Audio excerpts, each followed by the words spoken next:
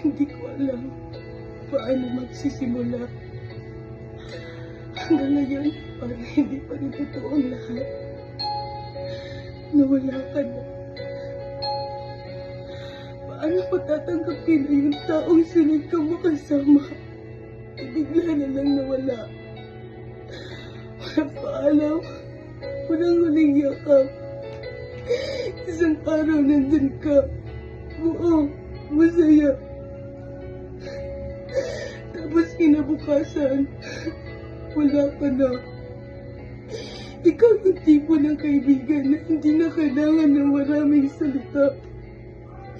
Alam mo na agad kung may pinagdadaanan ako. Alam mo agad kung kailan ako galit, malungkot, o nagpapanggap lang na okay. Ang dami nating plano, di ba?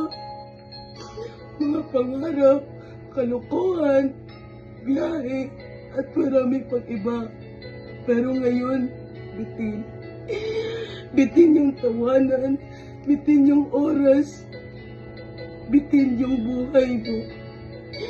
Hindi ko alam kung paano magpapatuloy nang wala ka. Pero dahil sa'yo, natutuhan kong palagaan ang bawat saglit. Ang bawat tao, ang bawat simple. Para na, laban lang.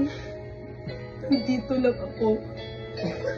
Salamat sa pagkakaibigang totoo. At sana kung nasan ka man ngayon, naririnig mo pa rin ako. Dahil kahit wala ka na sa mundo, nandito ka pa rin sa puso ko.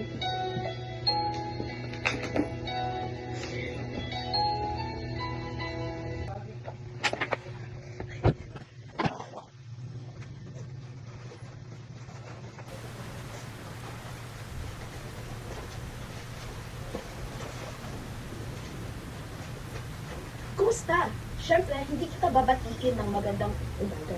Kasi naman pre, sino bang magiging masaya sa sitwasyon natin ngayon? Nga pala, welcome sa segment natin sa araw na ito, Get Flooded with Me. Hindi ito Get Ready with Me kasi obviously, wala akong magagawa.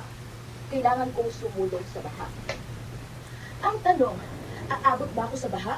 O tatangay na lang ako ng agos ng ulan? Comment down below kung ano ang guess nyo. Tingin ito, grabe, parang hindi na ako estudyante. Parang rescue volunteer na ako ng sarili kong buhay. Ay, dumaan na, Jim! Salamat, kuya. Ayun, alam ko na kung anong feeling ng may sariling water park. Libre pa. Wala nga lang shower. Leptospirosis lang. At teka lang ha, may batang nag-scooter sa baha. Hindi ko alam kung matapang siya or sadyang sinasaliban na talaga siya ng jet ski energy. Hindi na siya naglalaro pre. Tinuturo na itong karera. May tumabi sa akin kanina ng tricycle driver. May dalang pasahero. May dalang payong tsaka galon ng tubig. Alam mo, prepared sa baha. Tapos pagligo pagkatapos. Ako? Wala. Bitbit ko lang. Basang bag. Basang lesson plan. At pangalawang panis ng medyas. Kasi yung una nila muna ng baha. Sabi nga nila, rain or shine, dapat pumasok ka. Pero hindi naman nila sinabi na kailangan ko rin bumampa sa baha. So naman ka baha, kung papasok ka man ngayon, may the floods be in favor with you. Bye-bye!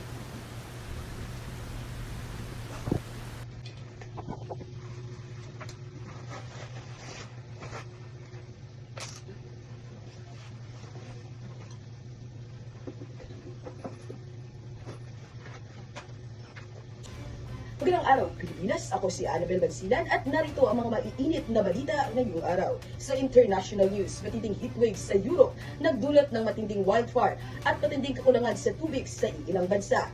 Sa national news, flood control project controversy, iniimbestigahan ng Senado dahil sa umano'y pagkasangkot ng mga tiwali na opisyal ng pamahalaan. Magnitude 7.5 na lindol, yumanig sa bahagi ng Mindanao, nagdulot ng pinsala sa ilang gusali at kalsada. Ilang paaralan sa Davao City, pansamantalang lumipat mula sa face-to-face patungong online classes bilang pag-iingat matapos ang malakas na lindol.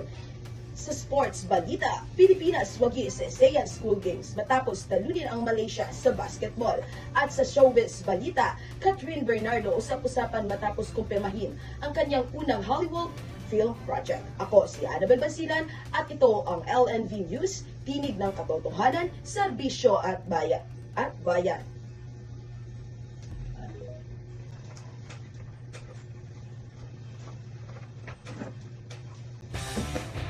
Welcome sa Last Quarter Action Live dito sa Grand Z Wow Convention Center dito sa San Fernando, Pampanga. Gilas Pilipinas Under 16 kontra Indonesia. Labang ng 28 ang Pilipinas. 68-40. 2 minuto na lang. Bola ng Gilas. Dribble ni Dallas Reyes. Sa wing. Crossover. Parang nagja-juggle sa kanto. Time to the basket. Layup. Pasok. Sigawan ng crowd. Parang piyesta sa barangay. Go Pilipinas sa ang hiyawan. Inbound ng kalaban. Pero, inagaw. Fast break ng Gilas. At ayun, naslanggam.